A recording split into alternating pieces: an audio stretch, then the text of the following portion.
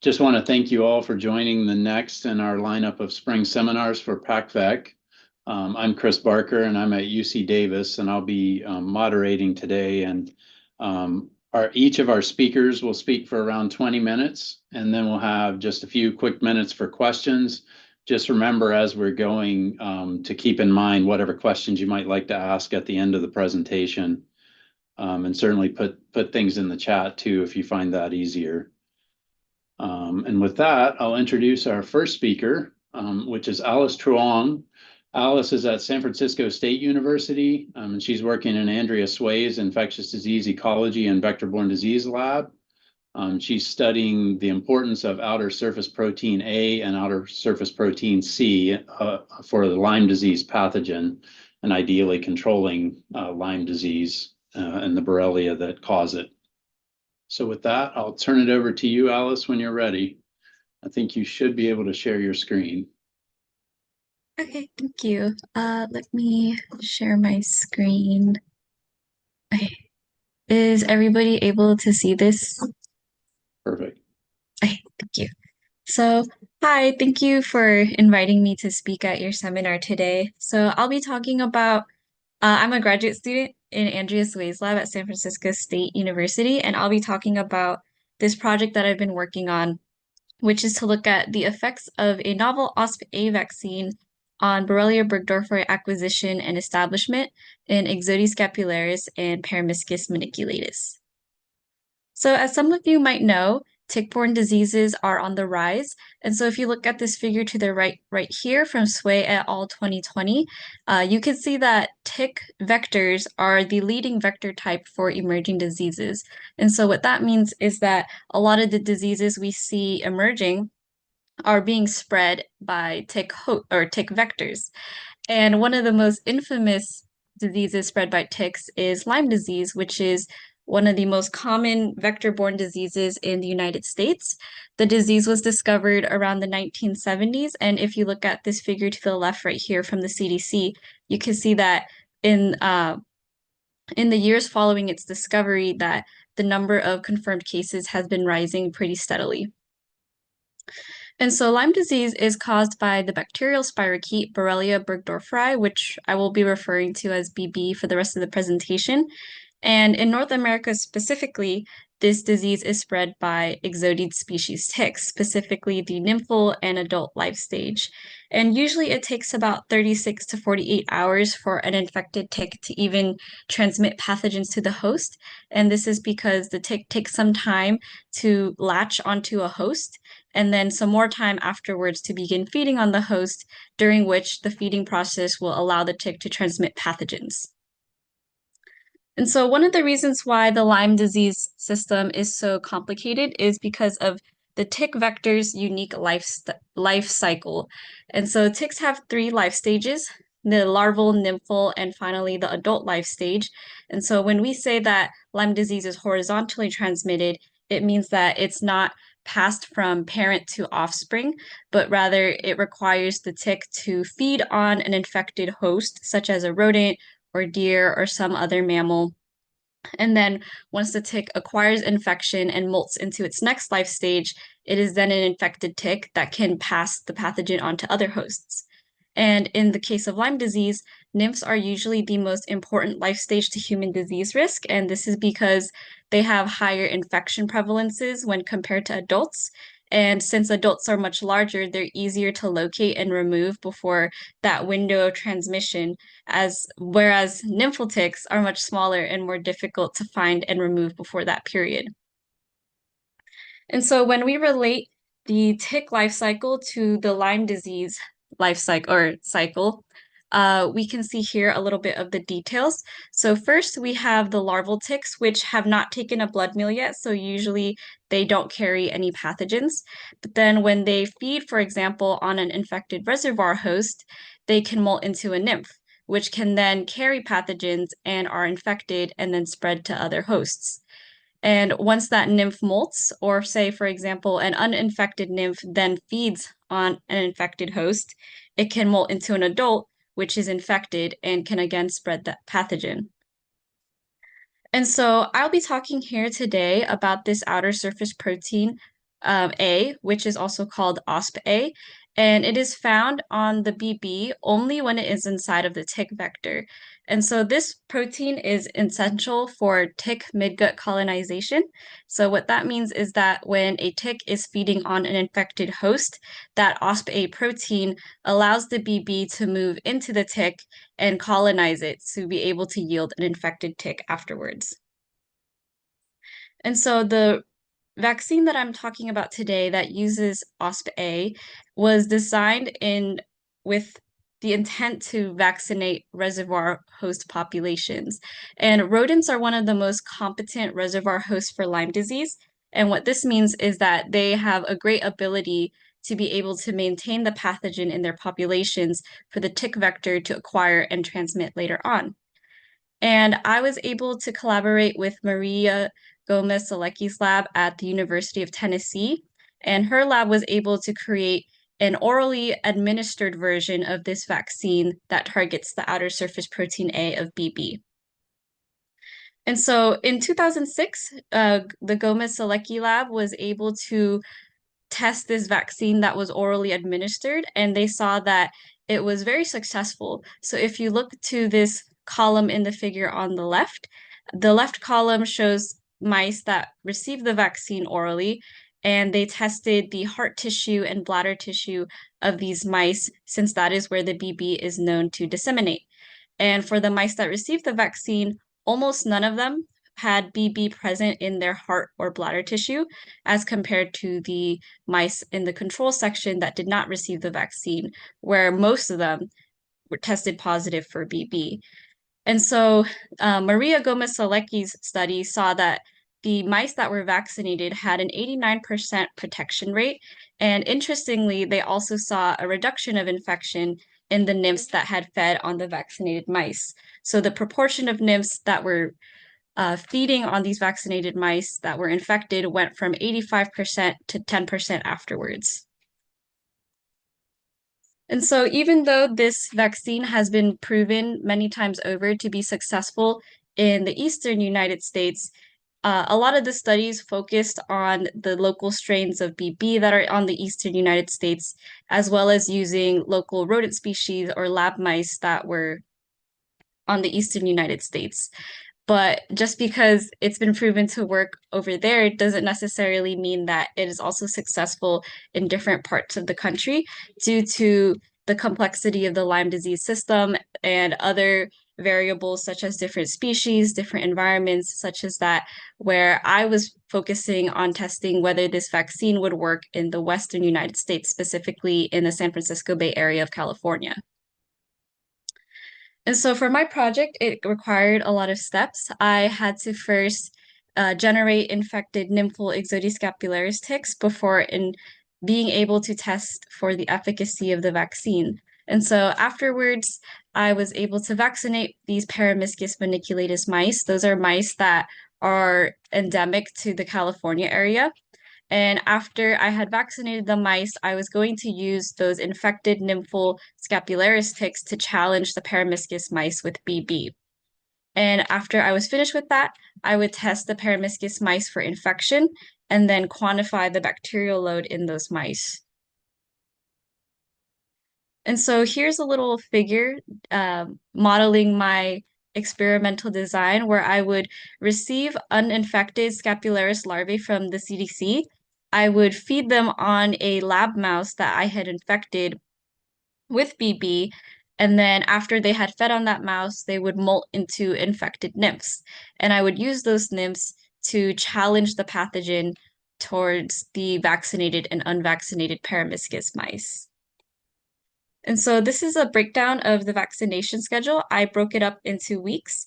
And so for the first and second week, the mice received the first dose of the vaccine, and they received a booster on the fourth week and another booster on the sixth week. And after they were finished being vaccinated during week 8 was when I challenged them with the pathogen. And so we can move forward to the results that I found that the vaccine had on the Peromyscus mice. So for this figure right here, this was when I was testing for the presence and absence of BB in the Peromyscus. So if a Peromyscus mouse had BB present in their ear tissue, I considered them positive for infection, whereas if they did not have BB and it was absent, then I considered them negative for infection. And so looking at this figure here, we see that it looks like the CA4 infected mice, which is a local strain of BB that's found in California, they are doing fairly better than the mice that are infected with B31. And B31 is one of the strains that's found on the eastern United States. But when I did a chi-square analysis of my results here, I saw that there was actually no significant difference in protection depending on which strain the mice were challenged with. And in addition to that, I also saw that vaccination status didn't have any significant effects on preventing the Peromyscus mice from acquiring infection as well. And when we look at the proportions of the mice that were negative for infection between the unvaccinated and vaccinated groups, this makes sense because the proportions are quite similar. And moving on to the bacterial quantification. So I used digital droplet PCR to quantify the amount of bacteria that I found in my mice. And we're seeing that same trend here, where the mice that were infected with CA4 had less bacteria in them than the mice that were infected with B31. But when I did a generalized linear mixed model analysis of these results, I found that mice that were infected with both the C84 strain and that were able to be vaccinated had significantly lower bacterial loads than the mice that were vaccinated and infected with B31. But I would like to point out here that a lot of my results with the Peromyscus mice were inconclusive. So although it looks like the vaccine is appearing to be more effective against the California isolate of BB than the Eastern United States isolate of BB, that it is inconclusive. And this is due to a lot of limitations that I had during my experiments that could impact the integrity of my results. So first of all, I was unsure which mouse actually got vaccinated, and this is due to regulations in our IACUC that not only did not allow us to house the mice individually, so we had to keep them in groups, and we were unsure of which mouse actually consumed the vaccine. But in addition to that, they only allowed us to give the mice access to the vaccine for 16 hours at a time. And so the combination of those two made it difficult to ascertain which mice actually consume the vaccine at the proper levels. And then in addition to that, the mice I was able to use was only 14, and they had been split up into 4 groups, which heavily affected my sample size. And I believe that affected the statistical power of a lot of my analyses. In addition to that, the mice that were infected with CA4 had to be infected twice. And this is because for the first time, for whatever reason, not a single CA4 infected mouse tested positive, not even the unvaccinated mice. So I had to go in a second time to ensure that the infection was successful. And in addition to that, since I had inoculated the mice with cultures of BB rather than allowing the ticks to feed on them, it unintentionally bypassed the mechanism of the vaccine, which was supposed to prevent ticks from spreading the pathogen into my mice. But I still was able to try to look at the effects of the vaccine on the Scapularis nymphs. And so for the second half of my project, I was analyzing whether feeding on a vaccinated animal affected the pathogen acquisition and transmission in the Scapularis nymphs that fed on vaccinated animals.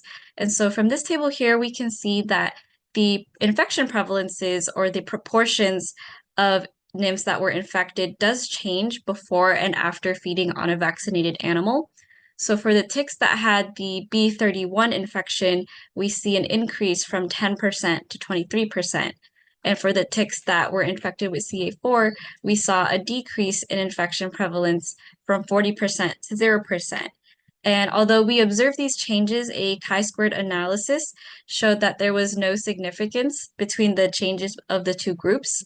And I believe that this might be due to the sample size differences And the reason why for my post-feeding on a vaccinated animal ticks had such lower sample sizes was because a majority of my ticks had been lost in the process of feeding them and allowing them to be extracted for DNA.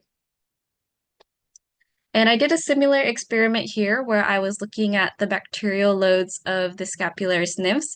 And we see that similar trend as we were seeing before with the mice, where the CA4 infected nymphs seem to be more affected by consuming blood from a vaccinated animal, where we see with the vaccine fed ticks, there is a higher bacterial load than the ticks that fed on a vaccinated animal, where the bacterial load is much lower.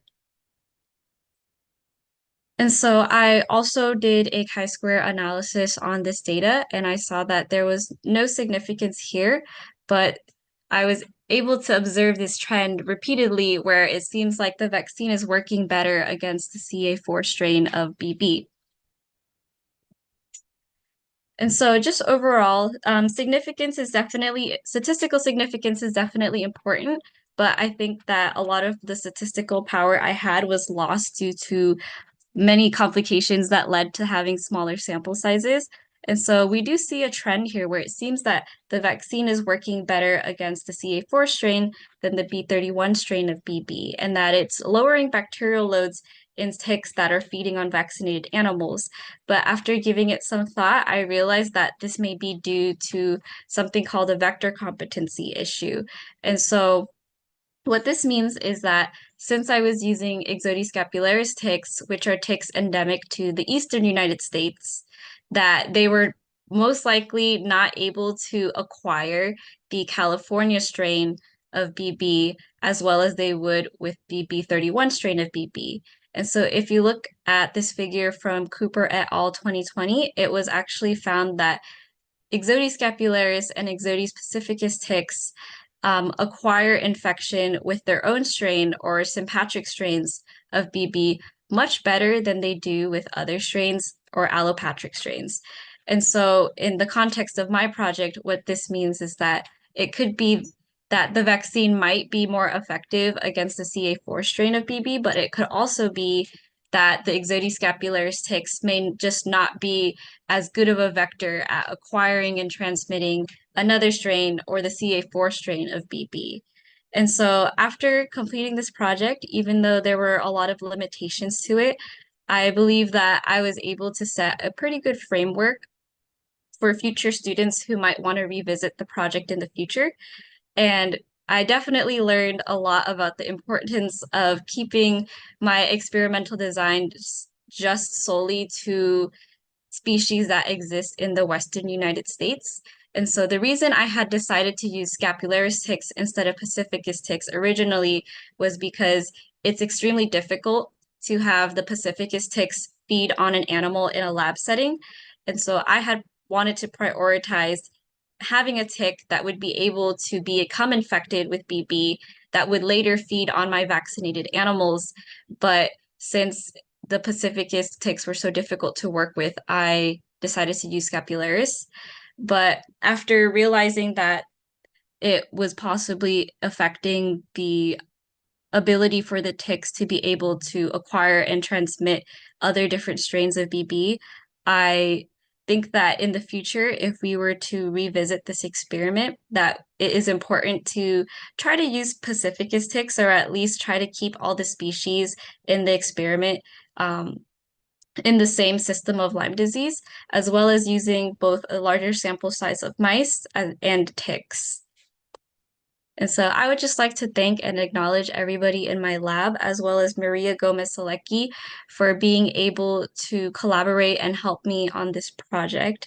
And I think it is much shorter than 20 minutes. I apologize for that, but I would like to thank everybody here again today. And if you have any questions, I'm open to them. Thank you, Alice. That was great. And you're actually right on time. So that's really perfect as well. Does anyone have questions for Alice? Yeah, hi, this is Stephen Ladd, Wilson State Public Health, Portland, Oregon. Good to see everybody. Quick question. The map that you showed by county, Lyme disease Yes. is by county in California. Was that by county of exposure or county of residence? Sorry, let me go back to that. Um, oops. This one. Sorry, what was your question again? Was it by county of exposure or residence? Right? That's right. Yeah, I think from this figure it was by county of exposure. And was that map generated by state of California? Yes, it was by the CDPH, so California Department of Public Health. I'd be kind of surprised if that was by exposure, but that would be very cool if the title shows that, because in Oregon we should show county of exposure, but we don't. So does that map kind of look like it corresponds to the distribution of Ixodes pacificus? I know you don't have them in Modoc County. It's nice to see the white up there in the northeast, but does that kind of overlap or overlay with what you would expect to find? Uh, Assuming that is county exposure, does that look like you'll see more Ixodes pacificus along the coast as opposed to the farther east you go? Yeah, so I can't really speak for the distribution of Ixodes pacificus for the rest of the state, but I do know that in the Bay Area, that's where my lab does a lot of our field work, where we survey for like the ticks, and we do get a lot of them actually in the Bay Area. So this map looks pretty accurate to me, where like the incidence rates are Yeah, pretty high in the Bay Area. makes sense. Thank you very much. Yeah, thank you. Other questions?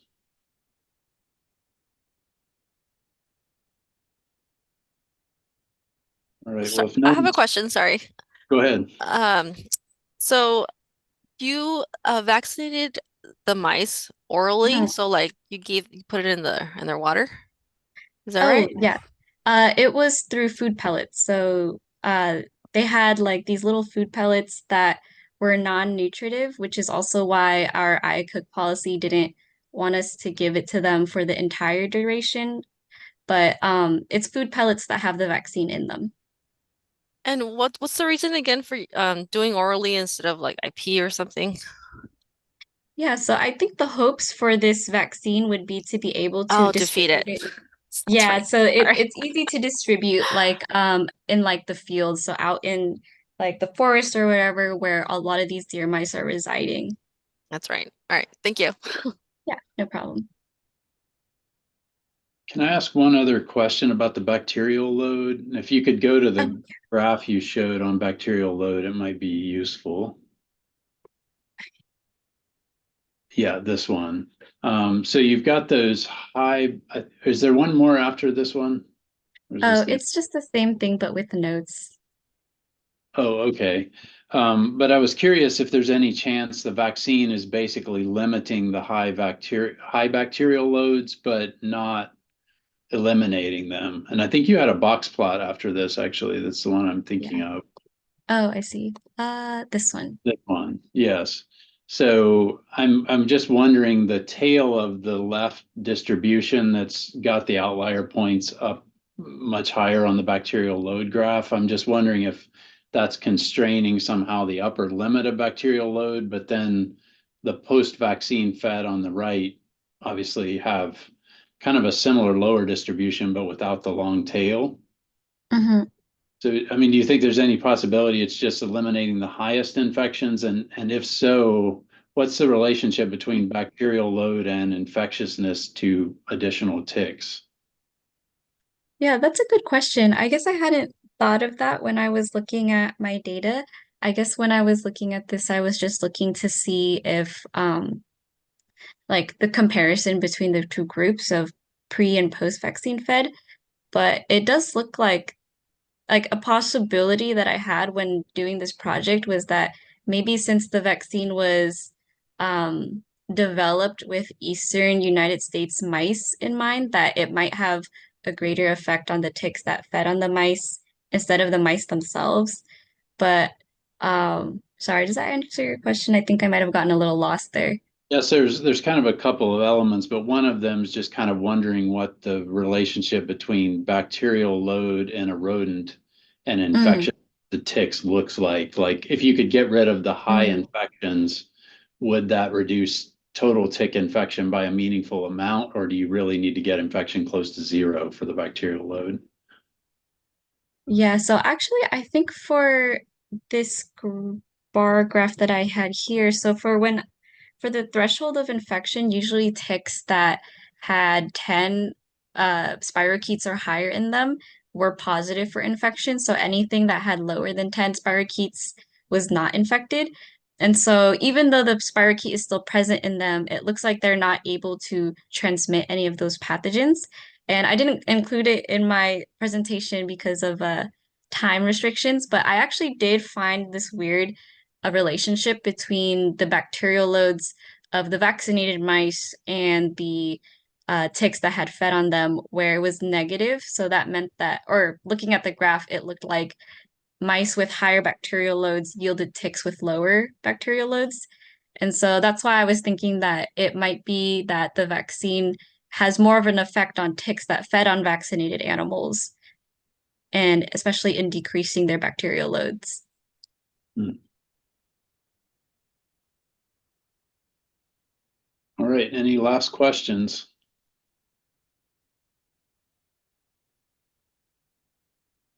All right, thanks very much, Alice. And I think this Yeah, is a thank you.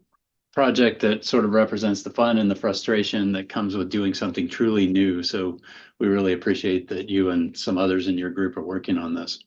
Oh, yeah, thank you. All right, with that, we'll move on to Alexandria Renault, who's joining us from University of Arizona, where she is a Master of Public Health student at the University of Arizona studying applied epidemiology. And she's hoping to graduate this year. So Alexandria, we certainly wish you well with that. And we look forward to hearing your talk on vector-borne disease education in Arizona. Perfect. And can everyone see my screen? Does that look We're correct? seeing it looks like you're sort of editing it in PowerPoint. If you can. Okay, let's seeing the see if I can change that. There we go. So, hi, my name is Alexandria. As Chris mentioned, I'm a Master's of Public Health student of Applied Epidemiology at University of Arizona. We're going to be talking today about the utilization of the suitability assessment of materials tool in vector-borne disease education. Before we get started, I just wanted to say thank you so much for being here and spending the afternoon with us. I know I and many other speakers in this seminar series have worked really long and hard, and it's such a privilege to be able to share our projects and our learning with you today. So thank you so much for being here. On the note of gratitude, I would also like to shout out to my team as well. I'm working with Dr. Casey Ernst, Dr. Mary Hayden, Dr. Sarah Yao, as well as Skylar and Davida. Josh was on the project prior as well, and he has contributed and is no longer on the team, but still has had an effect. So to get started, we're all here part of this seminar series because we know that vector-borne illness vectors are growing in population in the Pacific Southwest, and it's a concern. Some of the concerns that are expressed are also within the knowledge of the community's presence, the attitude, and the behaviors. In this paper in 2022 or 2020 by Pogeba Brown, there was issues with or gaps not present in the knowledge of vector-borne disease. For example, 45% of the people in the 2020 study believed incorrectly that Zika was from a mosquito in Arizona. There is also the attitude of growing concerns. Again, in this study, it was about 50% noted being concerned or very concerned about West Nile virus and or Zika. And then as for behaviors, people realize that there are behaviors that they can undergo that can reduce the risk, but it's not always happening. Again, in the study in 2020, 1 in 8 of people in the study were not doing source reduction, even though the respondents had noted that it was the most effective reduction technique for mosquitoes. Because of this information presented, our overall goals for this project has 3 aims. Currently, we're working on conducting an inventory of educational materials provided by local and state health departments in Arizona to identify the current messaging and dissemination strategies of the vector-borne disease. Additionally, we're hoping to assess the knowledge change of pre and post exposure to current materials and identify messages that work as well as dissemination preferences. The third and ultimate goal would be to pilot novel educational materials with non-traditional community liaisons for vector control. And this is a very lofty project, so to help it to be more digestible, we have this stepwise function for questions that are being asked, and we're trying to answer these core questions. So what is the vector messaging look like? Is there vector messaging? If there is no vector messaging, why is there not? What is the types of messages that are going out and being conveyed? How is the messages being delivered? Is there specific media being used in that dissemination practice? How many people are the messages reaching and how accessible is the messaging, as well as are people really understanding what the core of the messaging is for these materials? There's also the impact. So do the recipients or the people ingesting the educational materials, are their knowledge, attitudes, and practices changing with that introduction of new materials, and what is standing out and creating that change? And overall, the effect that we're hoping to see is if there is a reduction in disease incidence due to messaging, or can we cater messaging to help decrease that? In the short term, we're working on these project goals currently. So we're evaluating current educational materials, and that answers some of the reach and the understanding for how many people are accessing the materials, and also understanding of the materials. The second part is convening with vector control and county officials about the current dissemination and messaging. And that answers the questions of the existence of vector materials and messaging, what kinds of messaging, and how it's being disseminated. The third aspect is that assessing the current knowledge, attitudes, and patterns of practice. So we're creating a CAP survey for that, which we will be discussing later in the presentation. And that's going to be mostly the understanding and the change of the knowledge, attitude, and practice after the interaction of the material. And these are all catered to identifying the gaps so that we can address them and improve upon the current practices. So the first part of this, the evaluating the current educational materials, we're going to spend bulk of my time speaking on this currently. So it's the Suitability Assessment of Materials tool by Doak et al. In 1996. So this tool has been around for a couple decades.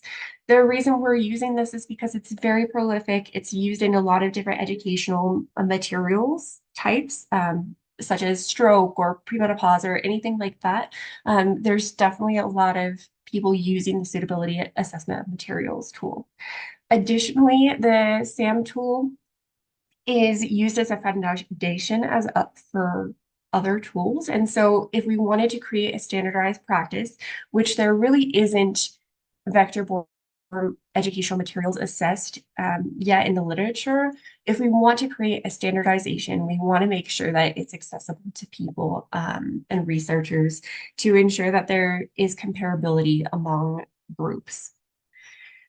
So how the SAM tool works, if you're not familiar, there are 6 categories with 22 items. Those items are scored on a scale from 0 to 2, and there's also a non-applicable category.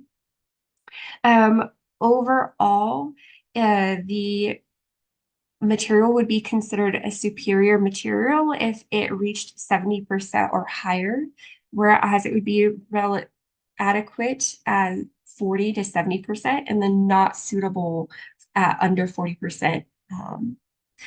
Our system was that we had 2 reviewers, and if the final score did not match, we would enlist a 3rd reviewer as a tiebreaker for that final score. We have a couple modifications that we have added, and those are 4, and they're based on 2 different factors. The first factor is that most of the materials that we were pulling were 1-page in nature, and so as a consensus, we decided that a summary was not necessary unless it was 3 pages or longer, and then we changed cover graphic to just graphics. And the reasons for that, again, is because it's 1 page, so everything is in one area you are able to see. You can spatially find that information relatively easily.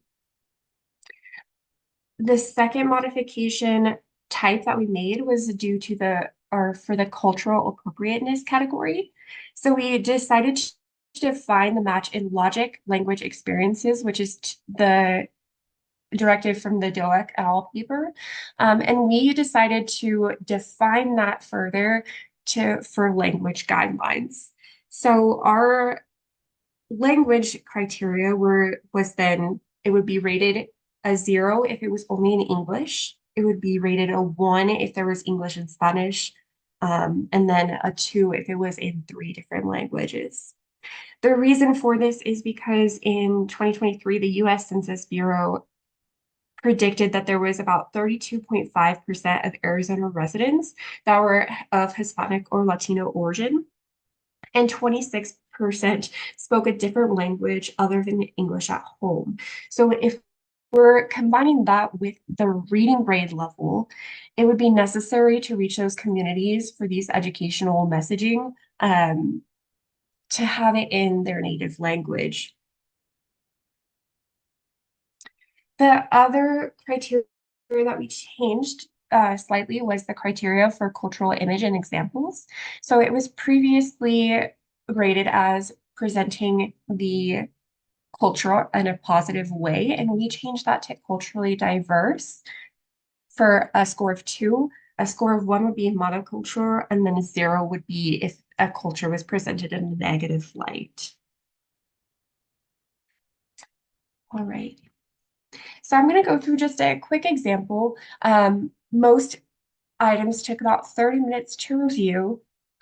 This is just an example again. So for content, there is the content about behaviors. So you would be scored a 2 if the thrust of the material is application to actionable steps or desired behaviors. 1 would be 40% of the content is related to those outcomes, and then 0 would be non-behavior facts. So this was one of our examples. As you can see, it's comparing 2 different ticks diseases, and they're all fact-based. So because these are all nearly non-behavior facts, that would be rated as 0. In this second example, we have the white portion is giving a little introduction and basis for the information, but all those blue bubbles are actionable steps: wearing sunscreen, or wearing insect repellent, my apologies, using screens, long sleeve articles of clothing, protection during sex. Those are all actionable steps. And so the thrust of that material is behavior based. So that would be rated a 2. Lastly, this one is also another article. On the left, there is what are the symptoms. That is all non-behavior facts, whereas on the right, there is how you can prevent it with fixing broken screens as an example. So at least 40% of that content was based on desirable behaviors. So our preliminary findings, we assessed 71 materials. 47 of those were from online, either the websites or downloadable handouts that counties provided. 24 of those were provided from interviews that were part of the second short-term goal that we have. Of those 71 materials, 69 were rated as superior, 31% were rated as adequate, and none were found to be unsuitable. And a third opinion was needed for 15.5%. Again, the superior rating is 70% on, 40 to 70 is the material is adequate, and then unsuitable would be anything less than 40%. And that is based on the Doak et al. Paper in 1996. So this is a lot of numbers, but I just wanted to point out a few things on this. So the first column of data is the weighted kappa between the first and second reviewer. The highest scores were for language and reading, which means that there is more consensus with those. And that is understandable because both the language and the reading, it was non-arbitrary. The reading level was assessed through a Frye graph, and so it gave us the specific graph or age reading level. And then the language was, yes, it's in Spanish. No, it's not. Is there a third language? It was very straightforward. The lowest kappa weighted kappas were lists and tables, the modeled behaviors, and the cultural images. And we'll kind of talk about that a little bit later because that relates to the non-applicable. We can see that there are some discrepancies there, and those were lower than chance for the inter-rater reliability. The topics that scored the highest were the purpose, the subheadings, road signs, and motivation factors. So the motivation factors would be making the article digestible and very easy to read for the lay person. All of these, most of our materials are covering, and they're doing a pretty good job of. The topics, however, that are scoring the lowest and that can be concerning is the interaction, which would be asking rhetorical questions or asking for some kind of engagement from the person reading the educational material, which does improve the educational consumption. Also, language and reading level. And then both of those together are very concerning of having low scores, because if someone is unable to access it in their native language, they wouldn't even necessarily be able to access it in their non-native language at a reading grade level that is higher. Our average reading grade level was about 8th grade, and that was 158 syllables per 100 words and about 11.7 sentences per 100 words. And then, as I mentioned before, there's the non-applicable category, and that had to do with the relation with the weighted kappa and the discrepancies there. The highest non-applicable categories would be the summary, which we expected because that was one of the modifications, as well as the lists and tables and cultural images. The list and tables and cultural images, it could be a discrepancy because it could be a list of items as in steps, or it could be a list of symptoms, and that could be graded differently by different reviewers.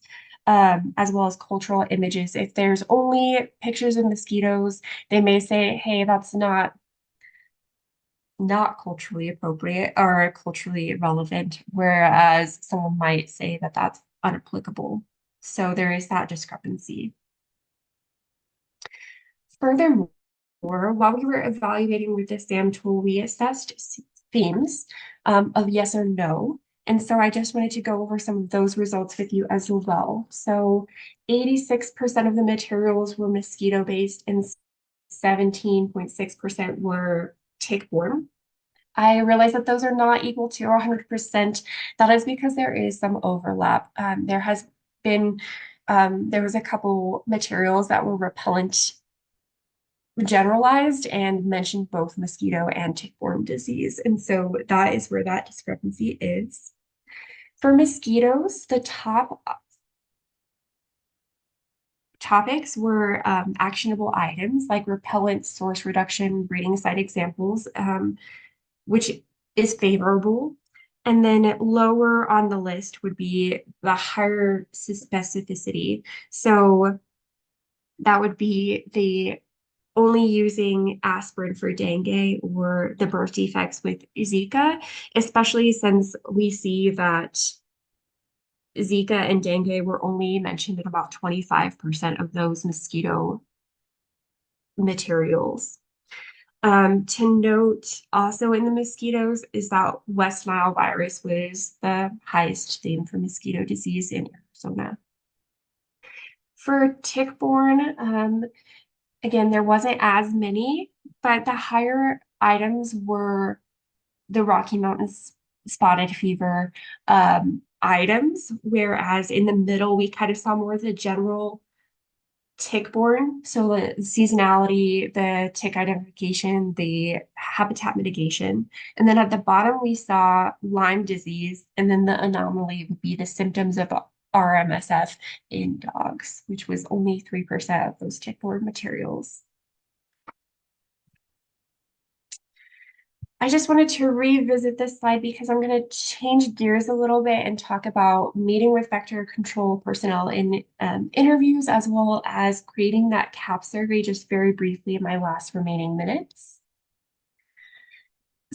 So that second goal was having these interviews with county officials, state officials. We conducted 17 interviews and talked with 28 people.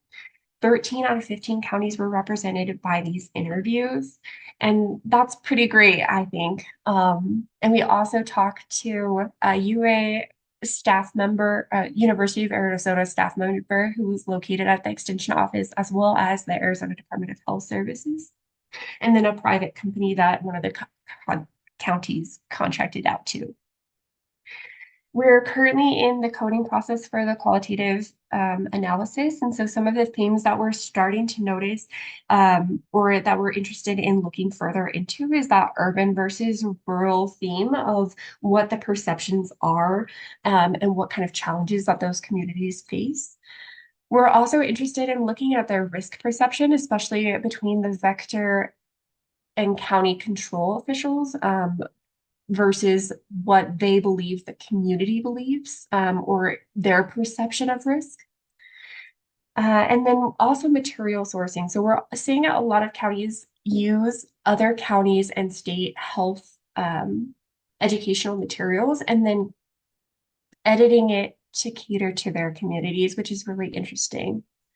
One also really interesting fact that we're seeing is that county officials are saying that ticks are not an issue, and therefore there's not a prioritization on tick mitigations or materials or messaging going out. There's not a lot of work being done on that front.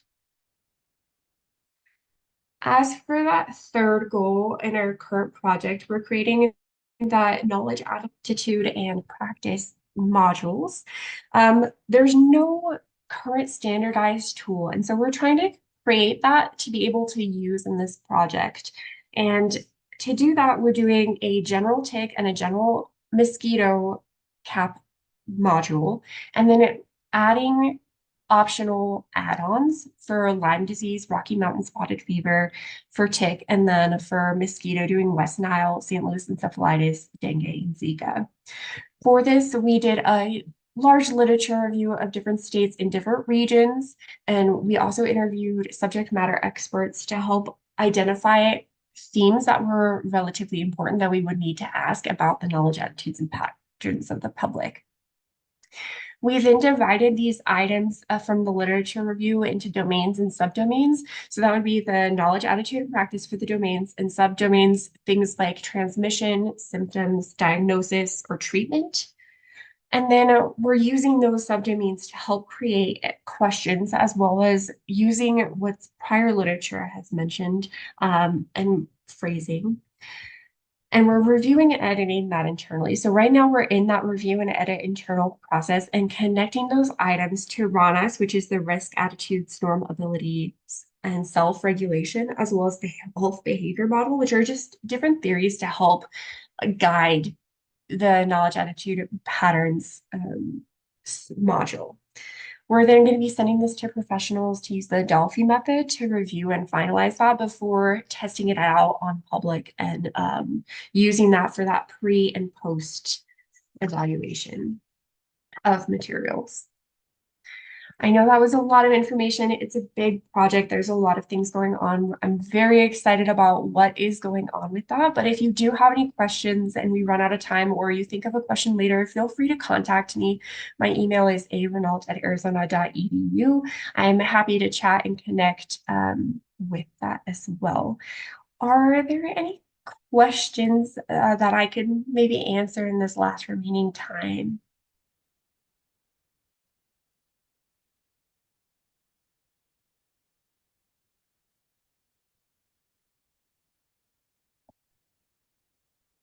Someone must have a question. Anything for Alexandria? Hey, Alexandria, this is Jeff Latardo. I had a quick question if there was anything that you noticed was kind of frequently missing from the materials that you examined, and that, like, things to consider when you're putting this type of material together. Yeah, so I'm going to go back to some of the data that we were seeing. So I think, again, I'm going to reiterate, I think that it was a huge lack of language accessibility in these materials, which is a huge hindrance. For topics, I know that symptoms in dogs was relatively low for ticks, and I just feel like utilizing a One Health model would be beneficial. So having that integration of dogs and other cattle and information in tick-borne materials, I think that that would be really integral in continuing prevention techniques for vector-borne disease. Does that answer your question, or were you hoping for a different aspect? No, that's helpful. I was also curious in terms of like how since there's so many different sort of tick-borne diseases and different vectors and things, how specific do you recommend getting in terms of those materials? Do you focus on a single disease or ticks in general, or you know, there's like so many directions that you can go to and go into detail on it. It gets a little overwhelming to decide where to stop with some of these things. Right, I definitely agree with that. And there was definitely some materials which the SAM score does not do much justice for evaluating. That's one of the limitations of the SAM score, is that it's not evaluating the validity of the content of the materials being assessed, as well as that factor where is it too much of, I guess it kind of does. So to answer your question a little bit more thoroughly, once you go to in an in-depth analysis, for a layperson, it can be too much just because the jargon gets a lot more verbose. And so then that can trigger both the writing or reading grade level as well as the vocabulary, which is assessed by the SAM score. So there is that aspect, but I think it really depends on the communities that are being addressed or supposed to be targeted for these materials. If there's no Lyme disease in a community, then you're probably not going to put a lot of emphasis on that, especially when Rocky Mountain spotted fever is so predominant. So it kind Yeah. of depends on your target audience, and the different materials should be kind of designed depending upon who you're trying to get information across to. I believe so. I think that that's an important aspect. Of course, you can get into the ethical challenges of that, especially if private sector starts trying to push certain messages to further their agendas versus more of a public aspect. But yeah, I think the targeted approach is probably the best approach for any kind of education if it's relevant, people are going to be more engaged with the material. Great, thank you. Yeah, thank you for your question. Mhm. It- Other questions?